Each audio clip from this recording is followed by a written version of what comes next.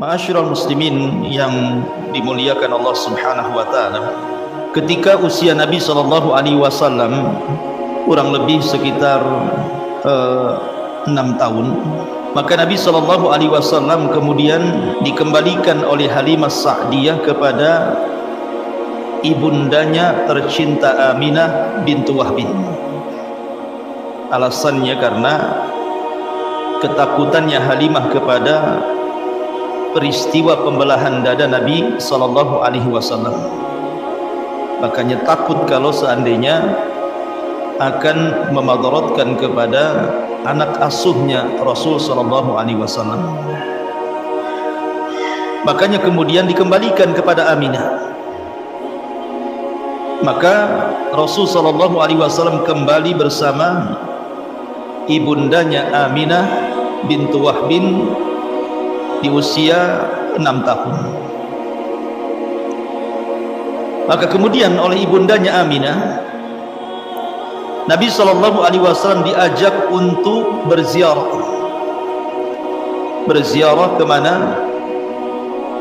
Ke kuburan suaminya Abdullah atau ayahanda dari Nabi sallallahu alaihi wasallam. Ma'asyiral muslimin yang dimuliakan Allah Subhanahu wa taala,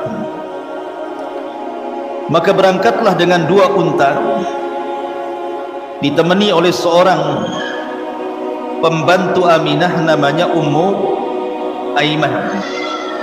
Jadi Nabi sallallahu alaihi wasallam ketika usia 6 tahun dibawa oleh ibundanya dan pembantunya Ummu Aiman. Makanya Ummu Aiman ini sangat berjasa nantinya. Ketika Nabi sallallahu alaihi wasallam meninggal dunia, dia belum meninggal dunia. Jadi sudah tua sekali Ummu Aiman ini. Ketika kemudian Abu Bakar dan Umar radhiyallahu anhuma ingin menziarahi rumahnya Ummu Aiman setelah meninggalnya Nabi sallallahu alaihi wasallam. Jadi Ummu Aiman ini ketika melihat Abu Bakar dan Umar menangis. Kemudian Abu Bakar mempertanyakan tentang tangisan Ummu Aiman itu. Apakah dia sedih karena meninggalnya Rasul atau karena apa? Maka Ummu Aiman mengatakan, "Wahai Abu Bakar, wahai Umar, aku menangis bukan karena wafatnya Nabi, tetapi aku menangis karena dengan wafatnya Nabi terputuslah wahyu Allah Subhanahu wa taala." Jadi nanti ada kisahnya tentang Ummu Aiman ini. Intinya bahwa Khadijah membawa Rasul kecil usianya 6 tahun bersama Ummu Aiman dengan 2 unta bertolak dari Mekah menuju Madinah. Kemudian seselama di perjalanan tidak ada tanda-tanda bahwa Aminah itu akan meninggal. Artinya mungkin sakit dulu atau apa, ya biasa saja sehat dari Mekah ke Madinah. Sampai kemudian di kuburan Abdullah di Darun Nabighah, kemudian mereka pun singgah dan berziarah kepada kuburan Abdullah ibn Abdul Muttalib. Kemudian akhirnya Aminah pun singgah di rumah bibi-bibinya yang ada di Madinah, di Bani Adi ibn Najjar yang ada di Yathrib beberapa bulan. Kemudian setelah beberapa bulan di Bani Adi ibn Najjar, di tempat bibi-bibi Nabi sallallahu alaihi wasallam, karena bagaimanapun ada ikatan kuat antara Mekah dan Madinah atau Yathrib. Kenapa? Karena Hashim menikah dengan salah satu wanita Yathrib. Kemudian dari Hashim ini lahir Syaibah atau dikenal dengan Abdul Muttalib. Dari Abdul Muttalib lah kemudian punya turunan namanya Abdullah. Abdullah punya anak namanya Muhammad sallallahu alaihi wasallam. Jadi di Madinah itu ada kerabat. Karena dari kakek buyutnya yang menikah dengan wanita Yathrib Madinah. Makanya kemudian Khadijah pun beberapa bulan tinggal di Bani Adi ibn Najjar di Yathrib itu. Lah ketika sudah cukup lama tinggal di Madinah, akhirnya kemudian mereka pun ingin pulang ke kota Mekah. Maka bertolaklah Aminah Ummu Aiman dan Rasul kecil menuju kota Mekah. Masalahnya ketika sampai di pertengahan perjalanan antara Madinah dan Mekah, di sebuah tempat namanya Abwa, tiba-tiba kemudian Aminah kelelahan, kemudian istirahat, akhirnya mengalami sakit parah di situ, dirawat di tempat namanya Abwa. Kemudian Allah Subhanahu wa ta'ala takdirkan tidak tertolong nyawanya, akhirnya Aminah pun meninggal di Abwa.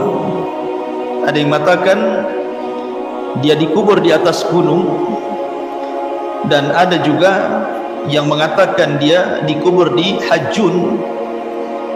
Wallahu alam, tetapi ahli sejarah banyak yang mengatakan intinya beliau meninggal di satu tempat antara Mekah dan Madinah yang disebut dengan Abwa. Disitulah Aminah meninggal dunia. Dari sini Nabi SAW, mungkin bahasa kita, menjadi anak yatim piatu gitu ya. Dia yatim karena ayahnya meninggal ketika Rasul berada di kandungan ibundanya Aminah di usia 4 bulan. Kemudian Aminah meninggal dunia di usia Nabi SAW 6 tahun. Tetapi Allah Subhanahu wa ta'ala tidak mungkin meninggalkan Nabi SAW. Allah berfirman, wa wajadaka yatiman fa'awa. Kami dapati engkau Muhammad dalam posisi yatim, ditinggal mati ayahnya, kemudian ditinggal meninggal pula ibundanya. Maka Ummu Aiman kemudian membawa Nabi SAW dan menyerahkan kepada kakek tercintanya Abdul Muttalib. Maka Nabi SAW berada di pangkuan Abdul Muttalib. Ma'asyiral muslimin yang dimuliakan Allah Azza wa Jalla, Abdul Muttalib namanya Syaibatul Hamdi. Disebut Abdul Muttalib ini karena Hashim ketika melahirkan punya keturunan namanya Syaibah. Hashim kan meninggal dunia.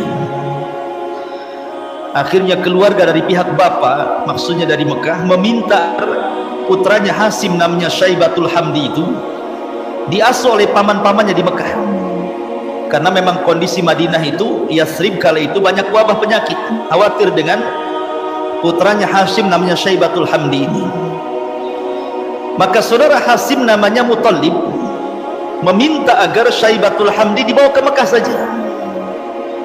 Setujulah keluarganya, maka dibawalah Syaibah oleh Muttalib ke Mekah. Orang-orang menyangka bahwa Muttalib telah membeli seorang budak dari Madinah. Maka orang-orang kemudian menyebutnya Abdul Muttalib, hambanya si Muttalib. Maka gelar itu yang kemudian masyhur, Abdul Muttalib. Namanya bukan Abdul Muttalib, namanya Syaibatul Hamdi. Tapi karena orang mengira Muttalib membeli budak dari kota Madinah, maka orang-orang menyebutnya Abdul Muttalib. Maka itulah yang kemudian lengket namanya. Orang tidak kenal Syaibatul Hamdi, yang dikenal Abdul Muttalibnya. Bahkan Nabi SAW juga berbangga dengan nama itu. Ketika dalam peperangan Nabi SAW mengatakan, ana Muhammadun la kadhib wa ana ibnu Abdul Muttalib. Saya Muhammad dan saya tidak dusta. Ana nabiyun la kadhib, saya nabi dan saya tidak berdusta. Wa ana ibnu Abdul Muttalib, dan saya keturunan Abdul Muttalib. Rasul berbangga dengan nama Abdul Muttalib. Ma'asyiral muslimin yang dimuliakan Allah Azza wa Jalla. Dan Abdul Muttalib disepakati sebagai Sayyidul Batha. Sayyidul Batha itu maksudnya pemimpin Arab alal itlaq. Jadi sangat disegani karena dia pemimpin Arab ketika itu. Makanya ketika Abrahatul Asram menyerang Ka'bah, yang ditemui pimpinan Arab siapa? Abdul Muttalib. Menghadap Abraha kemudian berdialog. Karena memang Abdul Muttalib adalah Sayyidul Batha. Orang-orang segan dengan Abdul Muttalib. Jadi Abdul Muttalib itu bila datang ke Ka'bah, tikar khusus. mungkin semacam singgasana. Tidak boleh duduk di situ kecuali Abdul Muttalib, karena dia adalah pemimpin. Tetapi suatu ketika Nabi SAW yang usianya masih 7 tahun tiba-tiba duduk di tikar itu. Maka paman-pamannya berusaha untuk menghindarkan Rasul jangan duduk di tikar itu. Tapi Abdul Muttalib mengatakan, da'uhu fa innalahu sya'nun, katanya. Biarkan si Muhammad duduk di situ, karena dari anak ini ada perkara besar di masa depan, katanya. Jadi Abdul Muttalib juga sudah ada firasat dengan Rasul sallallahu alaihi wasallam, sehingga membiarkan duduk di tikar yang khusus para pembesar Arab saja yang duduk di situ. Karena dia mengatakan, da'uhu fa innalahu sya'nun fil mustaqbal. Biarkan dia duduk di situ karena Muhammad ini punya perkara besar di depan. Ma'asyiral muslimin yang dimuliakan Allah Azza wa Jalla, dan Abdul Muttalib ini luar biasa, sangat sayang dengan Nabi SAW, melebihi sayangnya kepada anak-anaknya. Tetapi sayang, Abdul Muttalib kemudian meninggal dunia ketika usianya sudah 80 tahun.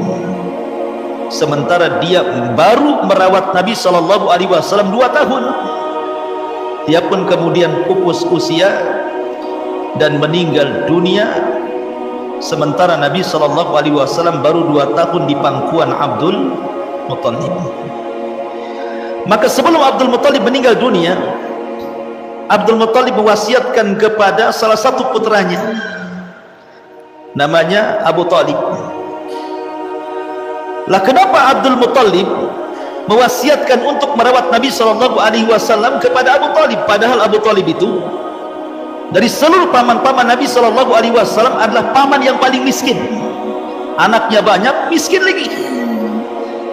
Sementara di sana ada Abu Lahab yang kaya, ada Hamzah gitu ya. Kenapa kemudian diwasiatkan agar dirawat oleh siapa? Oleh Abu Talib. Karena Abdul Muttalib ini punya banyak istri. Lah yang satu kandung dengan Abdullah ayahanda Rasul adalah Abu Talib. Adapun paman-paman yang lainnya, Abbas, Hamzah dan yang lainnya, itu satu bapak tapi beda ibu masalahnya. Tapi Abu Talib dengan Abdullah ini satu bapak satu ibu, alias saudara kandung.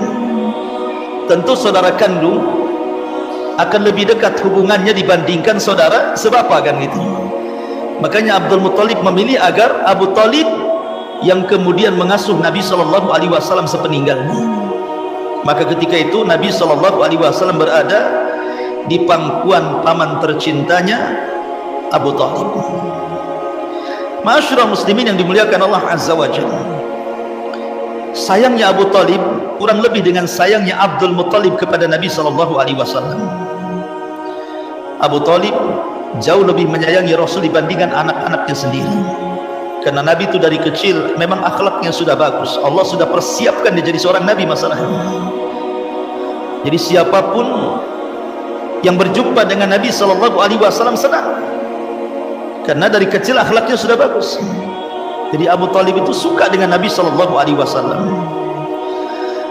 Ketika usia Nabi SAW sudah 12 tahun, artinya Nabi sudah 4 tahun di pangkuan Abu Talib, datanglah musim berniaga. Banyak orang-orang Quraisy itu berniaga dari Mekah menuju kota Madinah, menuju kota Syam. Dan itu digambarkan di dalam Al-Quranul Karim kebiasaan orang-orang Quraisy. Li'ila fi Quraisyin ila fihim rihlatas syita'i was-saif. Kebiasaan orang-orang Quraisy itu berniaga, rihlah untuk berniaga kemana? Ke Yaman di musim panas dan ke Syam di musim dingin. Jadi kalau ke rihlatas syita artinya syita itu dingin, saif itu artinya panas. Kemana kedua negara? Ke Yaman dan juga ke Syam. Cuman masalahnya ada kebiasaan buruk orang-orang Quraisy. Jadi kalau mereka itu hendak berdagang, maka mereka akan menerbangkan burung merpati. Ini burung merpati ini kalau kemudian terbang ke arah Yaman, maka mereka akan berangkat walaupun tujuan mereka ke Syam. Karena burung kalau terbang ke arah Yaman berarti membawa hoki. Mereka akan diuntungkan dalam berniaga. Tapi kalau burungnya diterbangkan ngarahnya ke Syam, walaupun perjalanannya ke Yaman tidak akan berangkat. Makanya Syam disebut Syam dari Syu'mun. Kenapa negara itu disebut Syam? Orang-orang jahiliyah menganggap Syam disebut Syam itu dari kalimat Syu'mun. Syu'mun itu tidak hoki artinya, sial bahasa kitanya. Makanya mereka tidak mau. Ini kalau diterbangkan, loh kok ke arah Syam, nggak jadi itu berangkat mereka. Besoknya diterbangkan lagi ke arah Syam, nggak jadi lagi. Sampai betul-betul burung itu ngarah ke Yaman, baru berangkat. Dan itu disebut tatoyur namanya. Makanya ketika Nabi SAW diperlihatkan umat yang sangat banyak pada hari kiamat, kemudian Rasul dikatakan, itulah umatmu wahai Muhammad, tetapi dari umatmu ada 70.000 yang masuk surga tanpa hisab dan azab. Kemudian Nabi SAW mensifatkan sifat 70.000 itu dengan 4 sifat. Alladzina la yarkun atau la yastarkun, kemudian wala yaktawun, kemudian wala yatatayyarun, kemudian wa ala rabbihim yatawakkalun. Salah satunya Rasul menyebutkan di antara 70.000 yang masuk surga tanpa hisab dan azab adalah la yatatayyarun, mereka tidak tatayur. Karena kebiasaan orang-orang Arab suka tatayur, menerbangkan burung. Kalau ngarah ke Syam enggak jadi. Disebut Syam karena Syu'mun, ini sial katanya. Itulah kebiasaan burung orang-orang jahiliyah, khurafatnya orang-orang jahiliyah. Dan khurafatnya orang-orang jahiliyah rupanya ditiru pula orang-orang sekarang. Sekarang tatayur itu berkembang. Kalau dulu hoki dan tidak hoki itu dinisbatkan ke burung saja. Kalau sekarang kemana-mana, ke ikan lohan. Pernah dulu ikan lohan kan, kalau nong-nongnya makin gede makin hoki gitu ya. Nong-nongnya kecil, hokinya sedikit. Nggak ada nong-nong nggak hoki gitu. Kemudian juga sampai ke masalah burung gagak tengah malam. Ini kalau ada burung di atas genteng, pasti ada yang mati nih orang rumah tuh katanya. Macam-macam. Jadi tatayur itu berkembang hari ini. Pokoknya sesuatu yang dilihat aneh, sesuatu yang didengar aneh, sesuatu yang dirasakan aneh, sesuatu yang dimimpikan aneh, itu bisa jadi tatayur itu. Jadi tatayur itu berkembang dari zaman ke zaman itu. Zaman jahiliyah itu saja burung saja. Ya, luar biasa. Jadi memang tradisi jahiliyah ini makin berkembang. Padahal Rasul mengatakan ala wa innal amra min umuril jahiliyati tahta qadami hadha. Ingatlah bahwa perkara jahiliyah semua kuhapuskan di bawah kakiku. Tapi masih diikuti oleh kaum muslimin. Intinya bahwa Nabi SAW ketika itu melihat pamannya mau berangkat ke Syam. Kemudian Nabi SAW mengeluh, ya ammi, wahai pamanku, kau mau berangkat ke Syam? Aku sama siapa di sini? Aku sudah tidak punya ayah, sudah punya ibu, kau tinggalkan pula dagang. Karena kalau sudah dagang itu berbulan-bulan masalahnya. Ya sekarang nggak gimana, nggak bulan-bulan, jalannya aja berbulan-bulan. Mekah ke Syam itu naik unta berbulan-bulan itu ya, PP-nya berbulan-bulan, belum jualannya. Sehingga Nabi SAW mengatakan, ya ammi, kau tinggalkan kepada siapa diriku? Aku sudah tidak punya ayah, tidak punya ibu gitu. Akhirnya kemudian Abu Talib merasa kasihan dengan Nabi SAW dan mengatakan, kalau begitu ayo kau ikut. Maka Rasul SAW pun akhirnya ikut bersama Abu Talib, bertolak bersama kafilah-kafilah dagang menuju Syam. Kita tinggalkan kisah Nabi dan Abu Talib, kita masuk ke daerah Busra. Busra daerah yang dekat dengan Syam. Di situ ada seorang rahib namanya Buhaira Ar-Rahib. Buhaira Ar-Rahib ini adalah salah seorang dari pembesar-pembesar atau ulama-ulama Nasrani. Jadi ulama-ulama Nasrani ada pembesarnya. Lah salah satu pembesarnya adalah namanya Buhairah Rahib. Orangnya keras dan fanatik. Karena keras dan fanatik itulah, maka dia tidak disukai sesama ulama-ulama Nasrani di zamannya. Diusirlah dia. Akhirnya kemudian dia pergi dan menetap di sebuah tempat namanya Busra. Di Busra itu konon ada riwayat yang mengatakan bahwa Buhairah ini punya dukun yang suka meramal gitu. Dan dukun ini meramalkan bahwa sudah dekat waktu kenabian. Menceritakan kepada Buhairah, karena Buhairah itu suka membaca kitab-kitab lama gitu ya, sehingga tahu alamat-alamat kenabian. Tentu juga ada cerita dari nenek moyang mereka, dari akabir an akabir, artinya ada sanad dari bapak-bapak mereka menceritakan tentang akan ada nabi di akhir zaman. Dan Buhairah sudah mendengar, dan dia punya dukun, punya tukang ramal yang suka meramalkan tentang kedatangan nabi ini. Ini satu riwayat. Ada yang mengatakan tidak, Buhairah tidak punya dukun. Ya memang Buhairah adalah seorang ulama dari ulama-ulama Nasrani, sehingga diberikan pengetahuan tentang alamat-alamat, kejadian-kejadian, peristiwa-peristiwa tentang akan munculnya seorang nabi. Sehingga setiap hari Buhairah ini apabila sudah dekat waktunya, maka terus kemudian memperhatikan alamat-alamat alam. Ketika Nabi SAW safar dengan Abu Talib ke Syam, ini Buhairah ini sudah merasakan sesuatu yang tidak enak. Jangan-jangan yang diramalkan itu terjadi dalam waktu dekat ini. Kemudian Buhairah pun akhirnya kemudian ketika melihat alam semesta gitu ya, melihat kondisi awan, melihat kondisi macam-macam, kayaknya sebentar lagi kabar yang selama ini ditunggu-tunggu ratusan tahun itu akan dekat. Akhirnya kemudian dia pun berjalan ke sebuah pohon. Lah tempat pohon itu sampai hari ini pohon itu dikunjungi. Tempat Buhairah menunggu Nabi SAW. Jadi tempat itu sampai sekarang masih ada pohon di situ. Jadi mati mungkin tumbuh lagi pohon lain gitu ya. Tapi pohon itu menjadi pohon keramat masalahnya. Karena banyak para pejabat dunia, ya mungkin menteri-menteri dunia sana, itu menziarahi pohon itu sampai sekarang. Ya.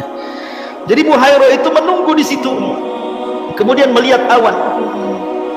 Karena Buhairah berpegang kepada 4 alamat. Satu, bahwa Nabi ini akan dinaungi oleh awan sepanjang perjalanannya. 2, pohon yang dia bernaung di situ, kalau datang orang itu dia akan menunduk, akan sujud, dahan-dahannya akan menunduk. Kemudian yang ketiga, maka calon nabi ini nanti akan duduk di samping dia dan dia bisa bertanya kepadanya. Kemudian yang keempat, dalam badannya ada tanda stempel kenabian. Dia pegang 4 alamat ini. Kemudian selang beberapa hari setelah dia duduk, terus setiap hari dia duduk di pohon itu, tidak jauh dari tempat ibadahnya, rupanya datang kafilah rombongan Abu Talib bersama para pedagang Quraisy yang Nabi ada di situ. Buhairah Rahib ini tidak pernah menjamu orang-orang yang bolak-balik datang kafilah dari Mekah ke Syam, dibiarkan saja, nggak peduli. Tapi hari itu entah kenapa gitu ya, perasaannya nggak enak. Ketika datang rombongan Abu Talib, langsung di stop.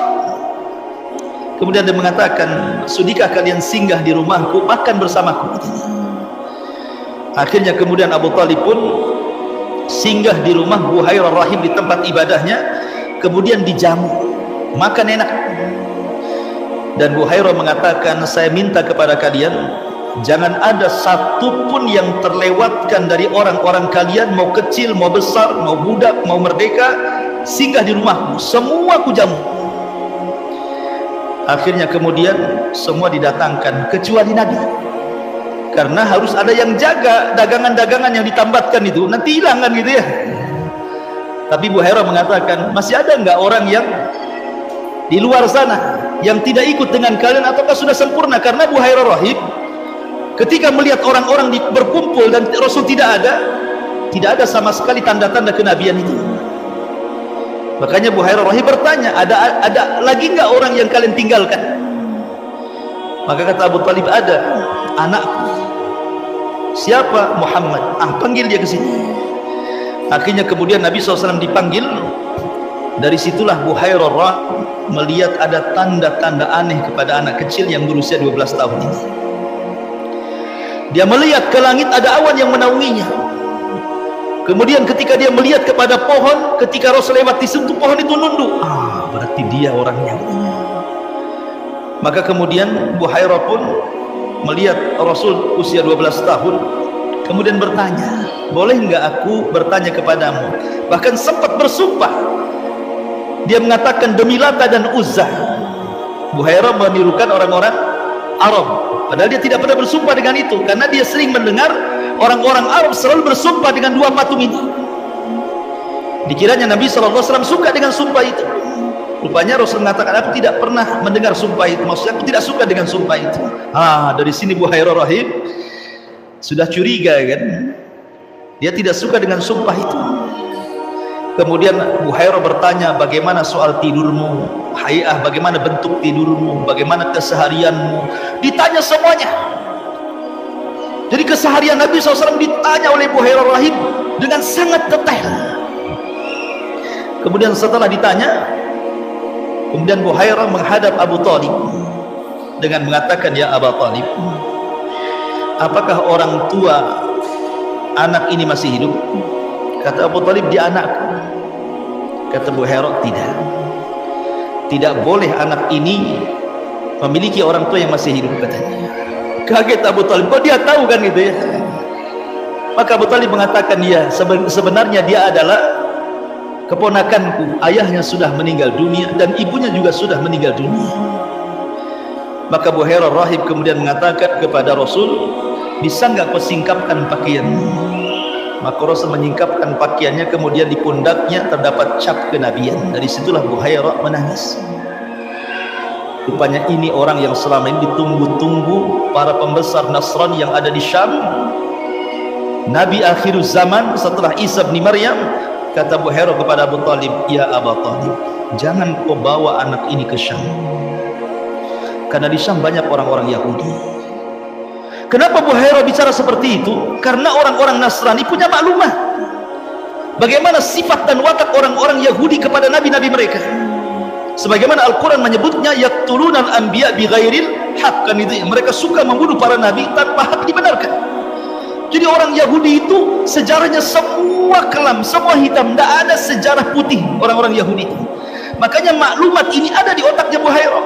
Jangan kau bawa ke Syam ya, kalau sampai di sana bisa dibunuh dia. Maka Buhairah mengatakan, sebaiknya antarkan anak ini pulang. Anak ini punya perkara besar di masa depan, dia akan jadi nabi. Abu Talib tentu cemas-cemas lah. Yang ngomong bukan orang biasa, masalahnya dia seorang pendeta besar. Akhirnya daripada kemudian Rasul celaka, maka Abu Talib pun kemudian menuruti apa yang diarahkan oleh Buhairah rahib, sehingga Rasul SAW tidak jadi ikut berniaga bersama Abu Talib ke Syam, tetapi dipulangkan lagi ke Mekah. Lah itulah kisah Buhairah rahib. Wallahu a'lam bishawab. Karena sudah azan isya, kita tutup. Subhanakallahumma bihamdika asyhadu an la ilaha illa anta astaghfiruka wa atubu ilaik. Allahu ta'ala alam. Assalamualaikum warahmatullahi wabarakatuh.